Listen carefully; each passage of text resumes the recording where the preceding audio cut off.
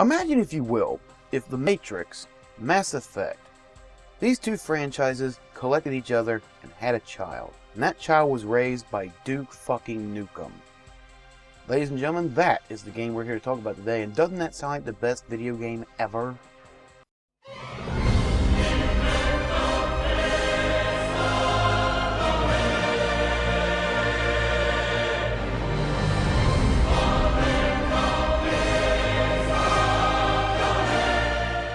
Today we're talking about Saints Row 4, which is the latest incarnation from Volition, who has made the previous Saints Row games and other titles.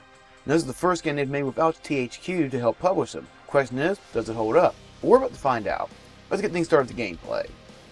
This is supposedly the same from Saints Row 3 with one major difference, and that's superpowers. It is shocking how many different things are changed based simply on superpowered abilities. Now, shooting in melee works the same as in the last game, and in my opinion it was nearly flawless in that game. However, the addition of superpowers pushes every mechanic to the next level. Grenades have now been replaced with superpowered blasts, including ice, fire, shrinking, telekinetic, and a few others that I won't spoil here. Boats have been entirely removed, and honestly, I never even used them in the last game except when missions made me use them. The new enemies add a new level to the game, with multiple brute-type enemies getting stronger as the game progresses. The Zen Empire is a fantastic enemy, and it really does feel like a threat. Another change, more in the Duke Nukem style, this is before Duke Nukem Forever of course, is that enemies drop health packs, and you don't regenerate in combat. So you'll definitely need to be collecting these health orbs as you're fighting, and on higher difficulties, expect that to be an extreme challenge. Customization returned from Saints Row 3, and now extend to new outfits, and you can now customize your weapon. And there's something so incredibly awesome about dual-wielding Han Solo's blasters while dressed as Boba Fett. Wielding the blaster gun while dressed as the generic bounty hunter. It's different from that movie which I have never seen, so how would I copy it? Chill, man, it's alright. Overall, Saints Row 4 earned an 8 out of 10 for its gameplay. It is the best Saints Row game thus far. Next up, we'll take a look at the soundtrack. The music in this game is mainly focused on radio stations. However, unlike previous games, you can now listen to the radio while not in your car. There is also a separate radio station that simply reacts to what you're doing at the moment. Now, this can be a little bit wonky at times. However, when it works perfectly, it is really fun. And in certain key moments of the game will pick a song for you, and it will make you bust out laughing far better than the previous title. The voice acting is top notch, much better than Saints Row 3, which was pretty damn good. The main villain, when he speaks, kind of reminds me of what Bane from Dark Knight Rises would sound like without his mask. He is a truly menacing sounding character, and the other heroes do a fantastic job. Keith David was one major shock in this game. As many of you may know, I am a huge Keith David fan, so that was really cool. Nolan North was another surprise, replacing the zombie voice from previous games. During character creation, you're allowed to change the pitch of your voices. This adds a lot more variety, letting you range from almost a chipmunk type voice to something very deep and booming. Overall, I give the soundtrack for Saints Row 4 an 8 out of 10. It did a great job. The music could have been a little bit better, but the voice work is some of the best I've heard in any game in a while. Next up, we'll take a look at the graphics. Now, admittedly, these remain largely unchanged from Saints Row 3. In fact, the only new effects, again, revolve the aliens and your powers, which both do look very good. However, the fact that it's still in Steelport and not Stillwater was a little bit jarring. Like, why would we go back to that city? But you gotta remember, this was originally began as a DLC.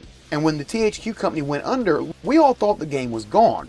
However, Volition took what they had been working on with THQ, moved on to their own system, got a new publisher, and immediately began working on making it a full game. And you can definitely tell the difference between what was DLC and what is a real game. Now, just because there's a lot of drama in your development, admittedly, doesn't give you an excuse not to attempt to improve any of the visuals. However, in my opinion, I would say they did an above average job. And that's why overall Saints Row 4 earns a 6 out of 10 for its graphics. They're a little bit subpar to today's standards. They do look about as much as they did in Saints Row 3, but really, I don't play a Saints Row game for the graphics. I'm willing to bet you don't either. Next up, we'll take a look at the story. In each Saints Row game, they have upped the stakes for the 3rd Street Saints, and this game is no exception.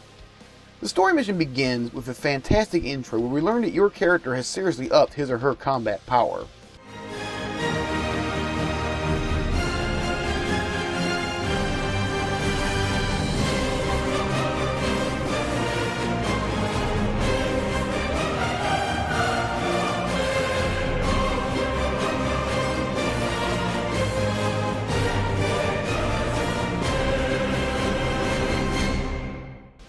damn.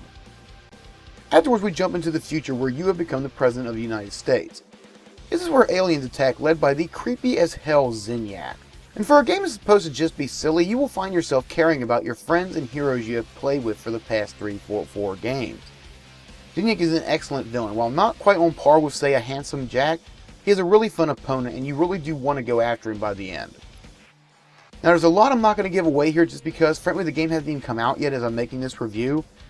However, I will say, I think there's some moments where you'll laugh, there's some moments where you may tear up a little bit. It's an excellent story from beginning to satisfying ending.